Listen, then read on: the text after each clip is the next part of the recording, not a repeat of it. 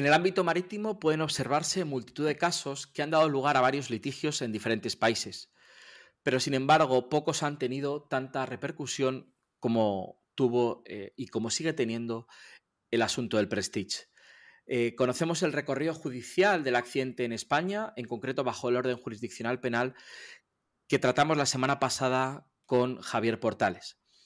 Esta semana vamos a tratar la vía extranjera o la vía internacional y para ello contamos con Manuel Alba. Manuel Alba es profesor titular de Derecho Mercantil en la Universidad Carlos III de Madrid y como digo, con él vamos a comenzar este tercer podcast. Manuel, buenos días. ¿Qué tal? Buenos días, Juan Pablo. Muchas gracias. Pues un placer tenerte aquí y tratar contigo esta materia de la cual eres conocedor. Manuel, te quería preguntar como primera cuestión, ¿en qué otros países se han iniciado reclamaciones o procedimientos por causas del accidente del Prestige? A ver, por causa del Prestige, bueno, han tenido lugar procedimientos judiciales, me imagino que en muchos países, al menos incluidos los estados donde tuvo impacto dañoso el accidente, además de otros, ¿no? Eh, los procedimientos de los que yo tengo más conocimiento son los que han implicado al Reino de España en alguna medida fuera de la jurisdicción española, obviamente. Y en particular, bueno, han tenido procedimientos implicando a España en Estados Unidos, como sabes, y en el Reino Unido también, ¿no? Vamos, si quieres, a empezar por estos litigios que tuvieron lugar en Estados Unidos, que de alguna manera son los que traen causa de la reclamación iniciada por el Gobierno de España o por el Reino de España contra la sociedad de clasificación. Ya hablamos en la introducción del podcast que la sociedad de clasificación era American Bureau of Shipping, ABS, una sociedad importante de reconocido prestigio. Y te quería preguntar, ¿qué alegó España en términos generales en este procedimiento?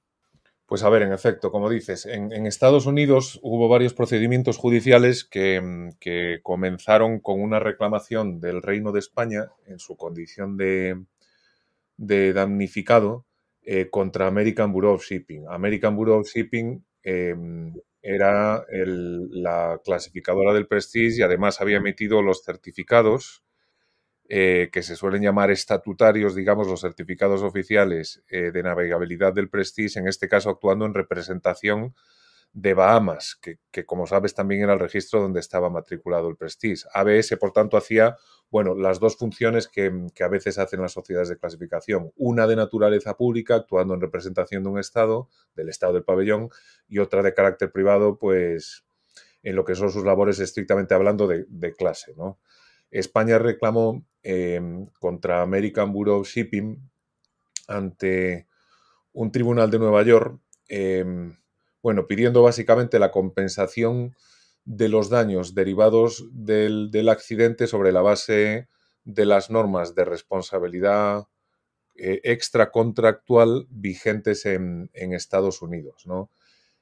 A ver, sobre estos procedimientos, ten en cuenta también que yo lo que conozco son las sentencias. No he tenido acceso, no he participado, por supuesto, en ninguno de ellos, no he tenido acceso a los materiales probatorios que se emplearon en ese momento, ni a otros materiales probablemente relevantes en el curso del procedimiento, y lo que he visto pues son las sentencias, ¿no? Pero a la vista de esto, y como te decía, para su reclamación, el Reino de España básicamente alegó la existencia de un duty of care para American Bureau of Shipping, es decir, una obligación de ABS de no dañar a otros y en particular no dañar al resto, perdón, al Reino de España con sus actos negligentes por varias razones, ¿no? A ver, nosotros, como sabes, tenemos una norma de responsabilidad extracontractual en el Código Civil, igual que otros países, que es de, digamos, de alcance general, ¿no? Que es la que dice que estamos obligados a compensar los daños causados a terceros con nuestros actos negligentes, ¿no? En los sistemas del common law, y sin entrar en mucho detalle porque tampoco tengo el conocimiento suficiente, bueno, tienen obviamente también derecho de la responsabilidad patrimonial extracontractual, lo que pasa es que funciona de manera un poco diferente a la nuestra. a pesar de que ellos tienen también un deber general de no dañar a otro con actos negligentes y la obligación compensatoria resultante, esto que se llama el duty of care no aplica con carácter general, sino que existe únicamente cuando se dan determinadas circunstancias que hay que valorar sobre cada caso, digamos, ¿no? Entonces, España encajó su reclamación en esta norma. Como te decía, alegando que ABS tenía en este caso un duty of care frente a España de no dañar, de no causar daños con sus actos negligentes, ¿no? Dicho esto, a ver, otra de las alegaciones de España fue precisamente pues que ABS infringió este deber y además infringió este deber en primer lugar, o perdón, con carácter general con su negligencia grave, ¿vale? Lo que España alegó fue recklessness. Pero en primer lugar, a la hora de confeccionar sus normas de clasificación para buques como el Prestige, que España trató de defender que eran deficientes, y en segundo lugar, también a la hora de realizar la inspección del buque Prestige, ¿no? Y sobre la base de este deber y de esta infracción, lo que pedía España es que ABS le compensase los daños derivados del accidente, todos los daños derivados del accidente. Ujú. ¿Y cuál fue el resultado de todo este procedimiento norteamericano, podríamos decir? Bueno, el resultado en resumen fue que todas las pretensiones de España fueron desestimadas, ¿no? A ver, el recorrido de esta reclamación incluye al menos 4 sentencias, ¿no? Que son las que yo he visto y si hay más, bueno, estas son las 4 relevantes. Pero bueno, en las 4 la conclusión más determinante al final del camino es que España no consiguió probar que American Bureau of Shipping tuviese un duty of care y además que American Bureau of Shipping hubiese incurrido en negligencia grave como causa eficiente del siniestro y por tanto del daño, tal como se alegaba, ¿no?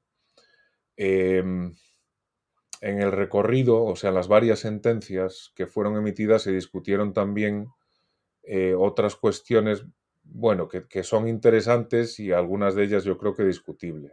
O sea, por orden cronológico, por ejemplo, en primer lugar, el Tribunal de Distrito de Nueva York, en una primera decisión que tuvo, bueno, que fue emitida en el año 2008,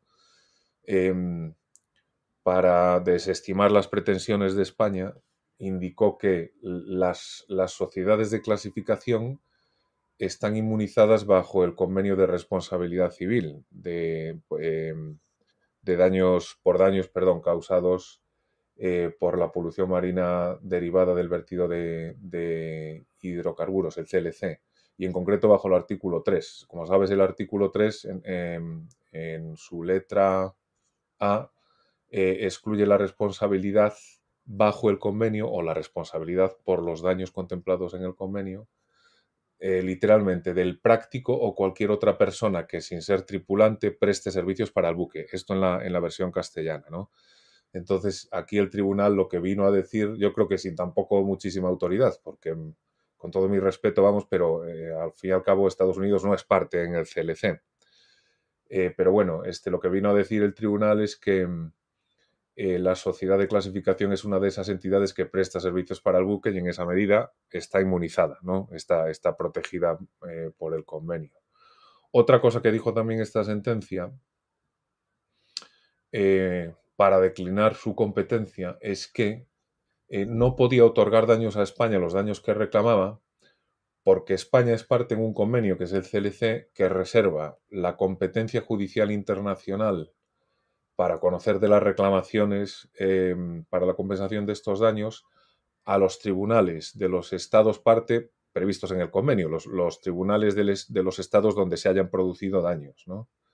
Este razonamiento, como ves, va un poco en la línea del estoppel o de los actos propios, ¿no? Es como decir, bueno, España es parte en un convenio que reserva la competencia judicial internacional a determinados tribunales y me viene a pedir daños en este tribunal que no está incluido en el convenio, ¿no? Entonces, bueno, como ves, bueno, es una cosa más o menos interesante, aunque también discutible, como decíamos, ¿no? Bueno, a raíz de esto, hubo una apelación por parte de España y lo que pasó en esa apelación, que fue en el año 2009, o sea, la decisión dictada en apelación fue en el año 2009, es que estos argumentos fueron rechazados, en particular este último también, ¿no? Lo que decía el tribunal es que em, precisamente por no ser parte de Estados Unidos en el CLC, ninguna de sus disposiciones impide a un tribunal norteamericano conocer del caso, por sí sola, digamos, ¿no?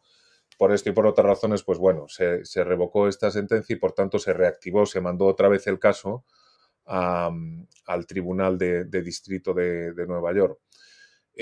Reactivado el caso, pues se dictó una tercera sentencia en el año 2010 que ya entró en el fondo del asunto bajo derecho norteamericano y que básicamente, bueno, lo que vino a decir, repitiendo una de las ideas que te comentaba al principio de este recorrido, lo que vino a decir es que bajo el derecho norteamericano no existe un duty of care para una sociedad de clasificación para terceros, frente a terceros, perdón, como el Estado español, ¿no? Si recuerdas, lo que estábamos comentando es que en este caso España argumentaba que ABS tenía un duty of care en general frente a estados ribereños que confiando en sus certificados, bueno, permiten en sus aguas la navegación de buques extranjeros, ¿no? Y esto es lo que vino a negar sobre la base del precedente judicial, citando varias sentencias también de reclamaciones contra sociedades de clasificación, esto es lo que vino a negar el tribunal en este caso también, ¿no? Los argumentos que manejó son precisamente, bueno, los que vemos en otras sentencias, las varias que hay, relativas a reclamaciones de daños contra sociedades de clasificación y vino a decir en particular que admitir este tipo de responsabilidad, es decir, ampliar o reconocer la existencia de un duty of care con el alcance que pretendía España sería, bueno, imponer a las sociedades de clasificación una responsabilidad excesiva a la vista de los servicios que prestan y además, en segundo lugar, que ello es contrario a la atribución al armador a los armadores de buques eh, del deber de velar por la navegabilidad de sus buques, ¿no? Que es un principio básico en el derecho de la navegación. Es un deber que además, bueno, como sabes también, se considera que no puede ser delegado por los armadores en otras entidades, ¿no? En términos jurídicos al menos, ¿no? Entonces, bueno, sobre esta base vino a decir que no había semejante duty of care. Esto por sí solo es suficiente para rechazar las pretensiones españolas. España apeló también esta decisión y hubo una cuarta sentencia de las que te decía que fue emitida en el año 2012. Bueno, que sobre la base también de razonamientos similares vino a decir, bueno, además de poner en duda la existencia de un duty of care, vino a decir que incluso aunque existiese, España tampoco había conseguido probar que efectivamente la negligencia grave de American Bureau of Shipping hubiese existido. ¿Vale? No logró probar la recklessness que alegaba España como causa del daño y que, por tanto, la reclamación de España, pues en resumidas cuentas, debía ser desestimada, ¿no? Y ahí se acabó esta vía, quiero decir, ¿no? Todo este tracto judicial que nos acabas de comentar trae causa efectivamente el intento de España de recuperar los daños de uno de los implicados en la operación del Prestige, como era la sociedad de clasificación. Sin embargo, los procedimientos que tuvieron lugar, cambiamos ahora de continente y de país, que tuvieron lugar en el Reino Unido, tienen un origen diferente. ¿Puedes un poco ponernos en contexto cuál es la causa de todo este procedimiento en Reino Unido? Pues sí, a ver, efectivamente, como dices, las decisiones, o sea, la litigación de las decisiones que han tenido lugar en el Reino Unido tienen, bueno, un aspecto algo diferente y un contexto también diferente. En esto, nuevamente, ten en cuenta, por favor, que no, yo lo que he visto son las sentencias emitidas en el Reino Unido o las emitidas, como después diremos, la emitida por el Tribunal de Justicia de la Unión Europea a raíz de los procedimientos en el Reino Unido, pero no las he visto todas, no he podido tener acceso a todas y además, bueno, por supuesto no he participado en ninguno de estos litigios ni he tenido acceso a otro material, ¿no? Pero bueno, en cualquier caso, el procedimiento que ha tenido lugar o los litigios que han tenido lugar en el Reino Unido y las sentencias resultantes arrancan realmente de un arbitraje que en su momento inició el Club de Protección e Indemnización del Prestige, o del propietario del Prestige, perdón, el London P&I Club, en aplicación del convenio arbitral que estaba incluido en el contrato de seguro de protección e indemnización que le mantenía con el propietario, que era, como sabes, una compañía que se llamaba Mare Shipping. El contrato era un contrato bueno, era una cobertura de protección e indemnización y por tanto cubría la responsabilidad civil del propietario, en primer lugar, bajo el CLC y en los términos del CLC, es decir, cubría el seguro obligatorio eh, del CLC, pero también, bueno, aseguraba en general la responsabilidad civil del propietario hasta un límite de 1.000 millones de dólares, ¿no? Em,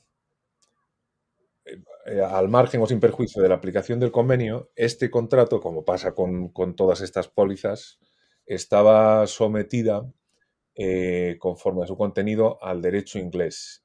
Y además contenía una cláusula muy común en este tipo de coberturas que supone que el asegurador no está obligado a indemnizar, sino cuando el asegurado, en este caso el propietario del buque, se ha visto a su vez obligado a compensar efectivamente daños a terceros como responsable civil, como responsable patrimonial, ¿no? Esta es la cláusula, la famosa cláusula eh, que se llama pay to be paid. Bueno, a ver, en España, a ver, en este contexto, y como sabes también, lo que había sucedido en España es que el club había depositado en el juzgado de Corcubión alrededor de 22 millones de euros para constituir el fondo de limitación bajo el convenio de responsabilidad civil. Pero en previsión quizá también de un resultado adverso en los litigios que tenían lugar aquí en España, el club inició en el 2012 este arbitraje bajo la póliza de seguro contra España, entre otros demandados, y lo hizo con un objetivo muy concreto. O sea, lo que pedía el club en el arbitraje, el objetivo del arbitraje era obtener un laudo declarativo en sentido negativo eh, de la responsabilidad del club frente a España por encima de los límites del CLC, ¿vale? Negando la responsabilidad del club frente a España por los daños derivados del accidente, al menos por encima de la cantidad precisamente depositada para constituir el fondo, y ello en aplicación de la cláusula pay to be paid. Como el asegurado, el propietario, no había desembolsado cantidad alguna, el asegurador, el club, no estaba obligado a indemnizar cantidad alguna tampoco, ¿no?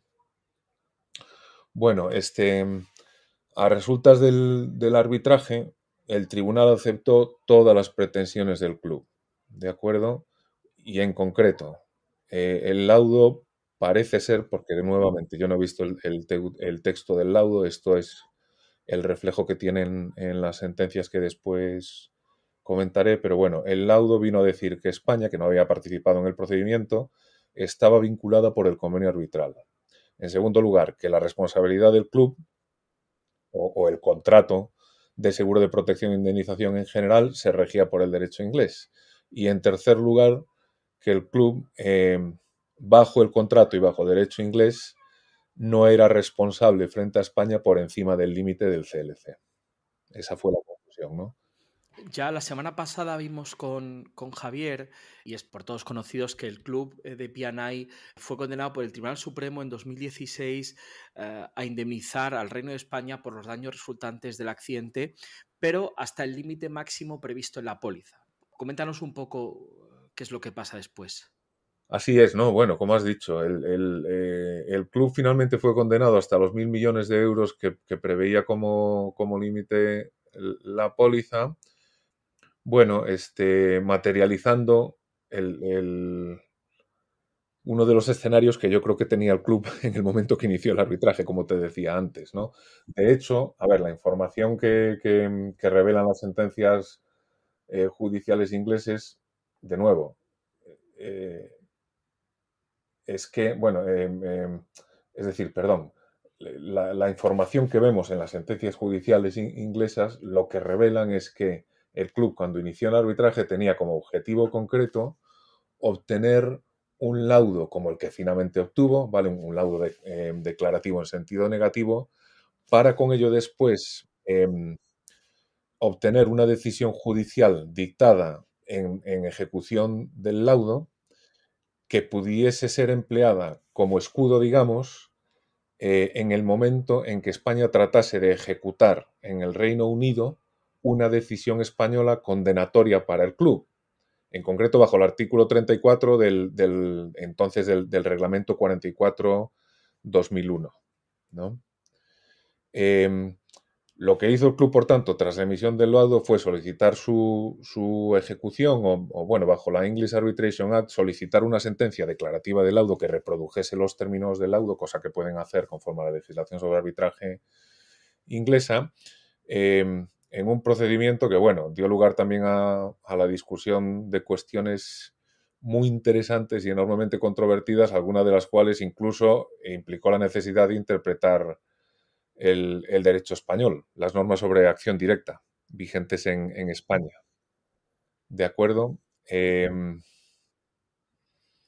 Bueno, tras esta solicitud del club y siguiendo precisamente y otra vez todas sus alegaciones, lo que vino a hacer la sentencia dictada por la Commercial Court de la Court of Justice de la Queen's Bench es que, en primer lugar, la acción o los derechos de España como tercero perjudicado bajo una acción directa, digamos, como la que contempla el derecho español, o sea, pudiendo ser derechos establecidos por una norma legal, en realidad se trata de derechos de naturaleza contractual, ¿vale? Y por tanto, en términos de contenido y alcance, están sujetos a lo que dice el contrato, en este caso el contrato de seguro de protección e indemnización, ¿vale? Es este razonamiento que, como ves, bueno, ya puede ser discutible, condicionó absolutamente, yo creo, todas las condiciones que de hecho contienen este pronunciamiento resultante de la ejecución del laudo, digamos, y alguno otro posterior también. Porque, a ver, sobre esta base, por ejemplo, lo que vino a decir el tribunal es que España había aceptado tácitamente el convenio arbitral que figuraba en la póliza de protección e indemnización al iniciar una acción directa en España contra el club, ¿vale? Porque siendo una acción, bueno, más bien de carácter contractual, a pesar de establecida por la ley, como te decía, está sujeto a los términos del contrato que contienen, en primer lugar, un convenio arbitral, ¿no? Y eso fue lo que aceptó España, iniciando su acción directa incluso aquí en España, ¿no? A ver, con esto también lo que vino a decir el tribunal es que con ello España había renunciado tácitamente a su inmunidad de jurisdicción respecto del convenio arbitral y de las controversias, por tanto, relativas al contrato de seguro de protección e indemnización. Y además, en consecuencia, y conforme a la ley inglesa, en particular a la ley que tienen ellos sobre inmunidad de Estado de 1978, España había renunciado también a su inmunidad de jurisdicción frente a los tribunales ingleses para todas las acciones o procedimientos relativos al cumplimiento del convenio arbitral en los dos niveles, ¿no? Además de esto, lo que vino a decir también, y sobre la base de la premisa inicial que comentábamos, el tribunal dijo que los derechos de España estaban sometidos a las condiciones sustantivas del contrato y que, por tanto, frente a ella, la obligación del asegurador estaba determinada por la cláusula pay to be paid. De manera que, en la medida en que el club no había desembolsado ninguna cantidad al asegurado, al propietario del buque, no tenía ninguna obligación tampoco de indemnizar a España bajo la acción directa. Entonces, con esto y en resumidas cuentas, como ves, lo que vino a decir primero es que España estaba vinculada por el convenio arbitral y segundo, que España no tenía derecho a reclamar bajo la cláusula pay to be paid, aceptando, por tanto, todos los pronunciamientos del laudo, como ves, ¿no? Por lo que sabemos de su contenido. Un punto interesante que también dejó esta sentencia es que, bueno, una de las cosas que hizo España, por lo que se ve, fue solicitar la suspensión del procedimiento judicial bajo el artículo 27 del Reglamento 44/2001, bajo las disposiciones sobre litispendencia, al considerar que se trataba de un procedimiento, bueno, entre las mismas partes y sobre la misma causa que el que estaba teniendo lugar en España. El tribunal rechazó la suspensión apoyándose en la exclusión expresa del arbitraje que el reglamento 44 hacía en ese momento de su ámbito de aplicación y por tanto continuó. Esto es algo que, como después veremos, bueno, jugó una mala pasada al club en una instancia posterior, ¿no? Entiendo que esta decisión fue objeto de apelación por parte de España. ¿Cuál fue el resultado de esta apelación? Sí, sí, España interpuso un recurso de apelación en la Court of Appeal, pero bueno, a resultas de este recurso, la Court of Appeal emitió una sentencia en el 2015, pero vamos, confirmó todos estos puntos. Si parásemos aquí, nos daría la sensación o tendríamos la idea de que el Club Pianay había logrado, con esta estrategia procesal que llevó a cabo en el Reino Unido, de alguna manera paralela que se estaba haciendo en España, había logrado todos sus objetivos, ¿no? Pero, como vamos a ver ahora, esto no para aquí, sino que continúa y vamos a ver que hay unos acontecimientos posteriores que, de alguna manera, dan la vuelta a esta situación. Cuéntanos qué sucedió cuando España intentó ejecutar la sentencia del Tribunal Supremo, esta que se dictó en 2016 y que condenaba al club, cuando intentó ejecutarla en el Reino Unido. Pues a ver, efectivamente, con el contenido de las sentencias inglesas, en particular, bueno, la primera sentencia y la confirmación que hizo la segunda sentencia en apelación de todos estos puntos y alguno otro más, con todo esto llegó a parecer que el club, que bueno, tenía bienes ejecutables solo en el Reino Unido, o al menos sabemos que no los tenía en España, llegó a parecer, como decía, que el club había conseguido su objetivo, que era tener una sentencia que resultase incompatible con cualquiera que viniese de España condenándola a pagar, ¿no? En sede de reconocimiento y ejecución. Eh, lo que hizo España, eh, tras la sentencia del 2016 del Tribunal Supremo y en particular en el año 2019, fue tratar de ejecutar en el Reino Unido el auto de ejecución dictado por la Audiencia Provincial de La Coruña, en consecuencia, ¿no? Esta solicitud fue inicialmente admitida por la High Court también de la Queen's Bench, pero el club, obviamente siguiendo el guión previsto, apeló esta admisión y para ello pues alegó, como era de esperar, que debía negarse la ejecución de la decisión española bajo el artículo 34 del reglamento 44 y ello por dos razones. En primer lugar y de forma principal, yo creo, porque la sentencia española, como decía, resultaba inconciliable con una sentencia nacional del Reino Unido definitiva y por otro, y en defecto de esto, o alternativamente, la ejecución de la sentencia española sería contraria al orden público inglés eh, por serlo concretamente al efecto de cosa juzgada nuevamente de una sentencia nacional, ¿no?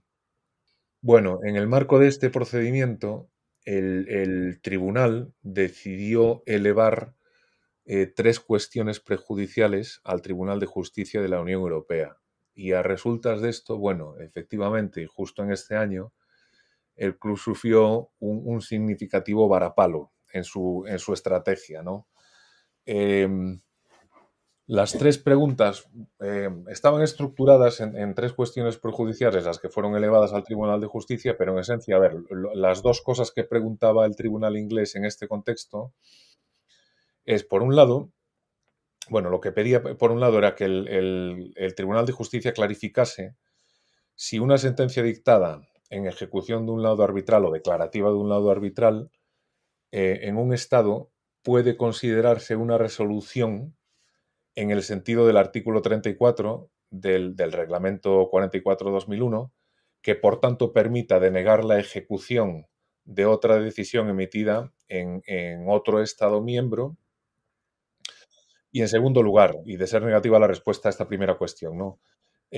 Sí puede negarse la ejecución por ser contraria al orden público y en concreto al efecto de cosa juzgada de una sentencia nacional, ¿no? Es decir, si puede negarse la ejecución de una sentencia emitida en un Estado miembro por ser contraria al orden público al ser incompatible con el efecto de cosa juzgada, como decía, de una sentencia nacional, ¿no? Estas dos preguntas eran las que hacía el tribunal inglés, ¿no? Y bien, a raíz de estas dos preguntas, bueno, no sé si de forma inesperada o no, porque a ver, yo particularmente era un poco pesimista con este asunto. De hecho, la opinión del abogado general inicialmente emitida es que ya sabes que previamente a contestar a estas preguntas, el tribunal pide opinión al abogado general y lo que dice el abogado general pues siempre tiene cierta autoridad, obviamente, ¿no? Después puede coincidir o no con lo que diga el tribunal, pero siempre da una primera indicación de lo que puede pasar.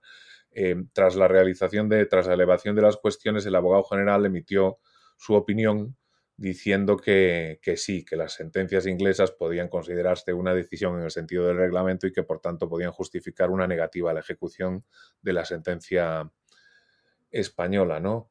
Pero bueno, al final el tribunal, apartándose precisamente de este criterio, contestó a las preguntas indicando, bueno, básicamente que una sentencia dictada en ejecución de un laudo y reproduciendo sus términos, como eran las inglesas, no puede considerarse una resolución en el sentido del reglamento, sobre la base de la exclusión del arbitraje precisamente de su ámbito de aplicación y en particular cuando el laudo reconocido dicta, o el laudo ejecutado, perdón, dicta una solución que un tribunal judicial no habría podido dictar en aplicación de las normas del reglamento. En este caso, a ver, en concreto, el Tribunal de Justicia lo que vino a decir, o lo que vino a estimar es que un tribunal inglés no habría podido dictar una decisión como el laudo controvertido sin infringir la normativa europea, la normativa procesal europea.